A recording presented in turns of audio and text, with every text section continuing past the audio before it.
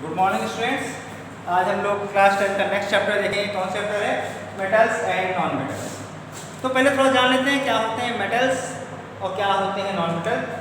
आप लोग जितना जानते हैं कि मेटल्स वो होते हैं जो इलेक्ट्रिसिटी के कंडक्टर होते हैं, मतलब जो इलेक्ट्रिसिटी को कंडक्ट कर लेते हैं वो क्या कहलाते हैं? मेटल्स होते हैं। और जो इलेक्ट्रिसिटी कंडक्ट नहीं करते वो क्या होते हैं?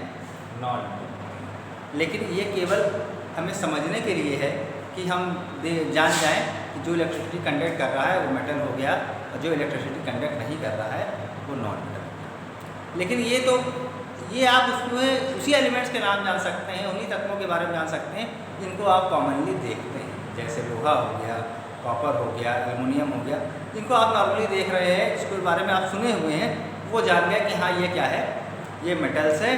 और जो नहीं देख पा रहे हैं वो नॉन मेटल्स है। लेकिन इसका एक दूसरा तरीका क्या होता है, जो साइंटिफिक रीज़न है कि जिस भी एलिमेंट्स में जो एलिमेंट्स पॉजिटिव आयन बनाते हैं, जो एलिमेंट्स क्या बनाते हैं?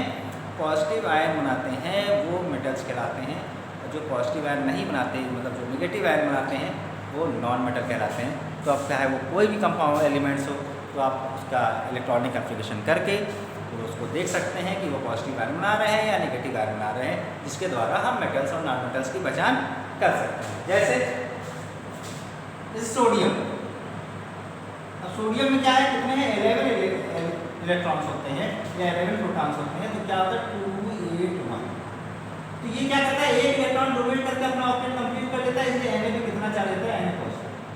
तो जिस भी एलिमेंट पे पॉजिटिव आयन आता है वो क्या कहलाते हैं? वो मेटल। वो क्या कहलाते हैं? मेटल कहलाते हैं। जैसे Mg12 होता है 282, ये 2 इलेक्ट्रॉन डोनेट करता है और 2 पॉजिटिव, Me2 पॉजिटिव बनाता है। तो ये भी क्या हो गया? ये मेटल। क्या हो गया? ये मेटल हो गया। आयरन क्या बनाता है? Fe+3 बनाता है। तो ये भी क्या है? मेटल। कॉपर Cu+2, Cu+1 भी, तो ये भी क्या है? मेटल। तो जितने भी एलिमेंट्स जो पॉजिटिव आयन देते हैं वो क्या कहलाते हैं? वो मेटल्स कहलाते हैं। और जो पॉजिटिव आयन ना दे करके नेगेटिव आयन देते हैं वो क्या कहलाते हैं? Non metal. जितनी भी हमारी गैसेस हैं सब क्या हैं? वो नॉन मेटल है। जैसे क्लोरीन 17 होता है, 287। तो ये एक इलेक्ट्रॉन गेन करके अपना ऑक्टेट करना पड़ता है, इसलिए इसमें क्या आता है? नेगेटिव चार्ज आता है। ये क्या है? ये नॉन मेटल है। क्या है ये non metal. Oxygen non metal हो गया।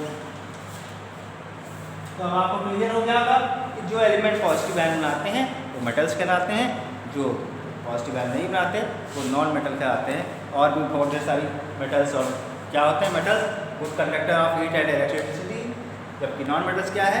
बैड कंडक्टर होते हैं या कंडक्ट नहीं करते हैं। तो अब इसी में तो क्वेश्चंस देख लेते हैं। पहला क्वेश्चन है, ऐसी धातु के एग्जाम्पल दीजिए, ऐसे मेटल्स के हमें एग्जाम्पल देने हैं। नंबर 1 क्या कहता है? जो रूम टेम्परेचर पे क्या हो? लिक्विड में हो। रूम टेम्परेचर में मेटल, ऐसा मेटल जो लिक्विड फेज में है तो वो केवल मरकरी। Hg ही एक ऐसा मेटल है, Hg ही एक ऐसा मेटल है, मरकरी, इसको पारा भी कहते हैं, जो रूम टेम्परेचर पे क्या होता है? वो मेटल होता है। मेटल की प्रॉपर्टीज क्या होती है? मेटल ठोस होते हैं, ठीक है। नॉन मेटल्स क्या होते हैं? भंगुर होते हैं, लस्टर होते हैं। दूसरा है कि चाकू से आसानी से काटा जाता है। ऐसा कौन सा मेटल है जिसको हम नाइफ से इजीली कट कर सकते हैं? तो वो क्या है? सोडियम। क्या है? सोडियम। तो सोडियम जो मेटल है उसको हम चाकू से, नाइफ से इजीली कट कर सकते हैं। ऊष्मा का सबसे अच्छा था गुड कंडक्टर ऑफ हीट। तो गुड कंडक्टर ऑफ हीट क्या होता है? चांदी होता है। चांदी मतलब silver heat. Good conductor of heat क्या है? सिल्वर होता है। नेक्स्ट है ऊष्मा की कुचालक, हीट का कुचालक होती है। बैड कंडक्टर होता है क्या? लेड। कौन सा होता है? लेड हीट का bad conductor.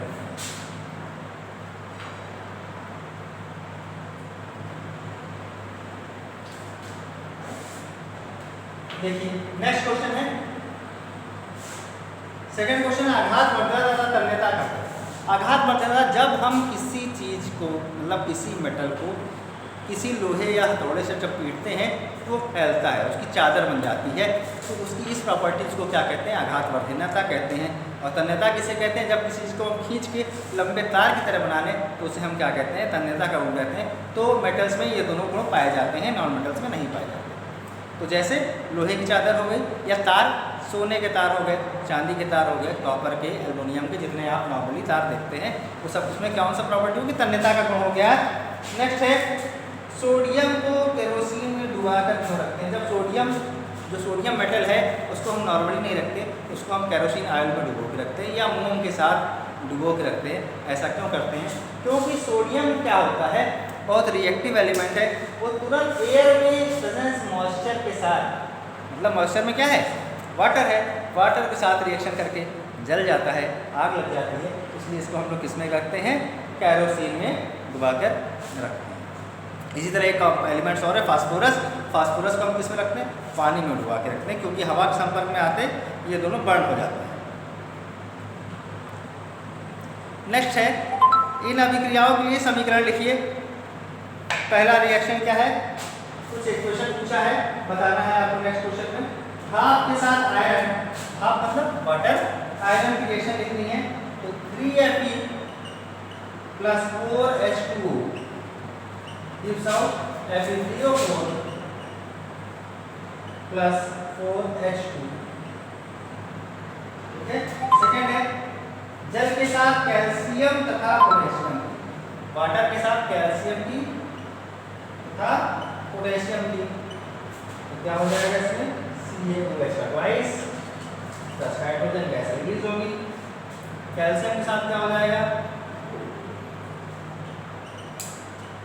2KOH plus hydrogen gas release होगी। नेक्स्ट देख लेते हैं। कह रहा A, B, C and D 4 metals हैं। इस पे कुछ सोल्यूशन डाले गए हैं, डायग्राम आपकी बुक में बना हुआ है। इससे प्राप्त परिणाम को निम्न प्रकार सारणीबद्ध कीजिए। इसमें जो सारणी दी हुई है इसको आपको कंप्लीट करना है। ठीक है। तो सारणी दी हुई इसको आपको कंप्लीट कर लेंगे कि जब हम A में कोई आयरन सल्फेट डालेंगे तो कोई रिएक्शन नहीं होगी। कोई A है उसमें आयरन सल्फेट डालने पे कोई रिएक्शन नहीं होगी, कार्बन सल्फेट में उसका विस्थापन हो जाएगा। ये कुछ दिया हुआ, इसके आगे देखिए लिखा है धातु, जो इसमें मेन क्वेश्चन है, धातु A, B, C and D की अभिक्रियाशीलता को विस्थापित कीजिए। तो सबसे क्रियाशील कौन होगा? सबसे क्रियाशील हो जाएगा आपका B, फिर A, फिर C और फिर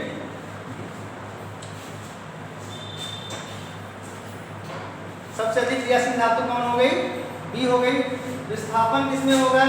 धातु B को कॉपर सल्फेट विलयन में डाला जाए तो क्या होगा? विस्थापन अभिक्रिया होगी। कौन सी होगी? डिस्प्लेसमेंट रिएक्शन होगी। ये हमने आपको केमिकल सीरीज बताई थी। केमिकल सीरीज के अकॉर्डिंग जो एलिमेंट्स ऊपर होते हैं वो नीचे वाले एलिमेंट्स को डिस्प्लेस कर सकते हैं। नेक्स्ट क्वेश्चन है अभिक्रियाशील धातु में थर्मल हाइड्रोक्लोरिक कम जाता है तो कौन सी गैस निकलती है? आयरन के साथ H2SO4 रासायनिक समीकरण। कि जब भी किसी भी धातु पे क्या कर रहे हैं? HCl डाला जाएगा तो हमेशा कौन सी गैस रिलीज होगी? Hydrogen gas release. और Fe के साथ रिएक्शन देख लीजिए, Fe plus H2SO4 gives out FeSO4 plus H2 या FeSO4 प्लस H2। इसके आगे क्वेश्चन हम नेक्स्ट वीडियो में पढ़ेंगे। Thank you, have a nice day.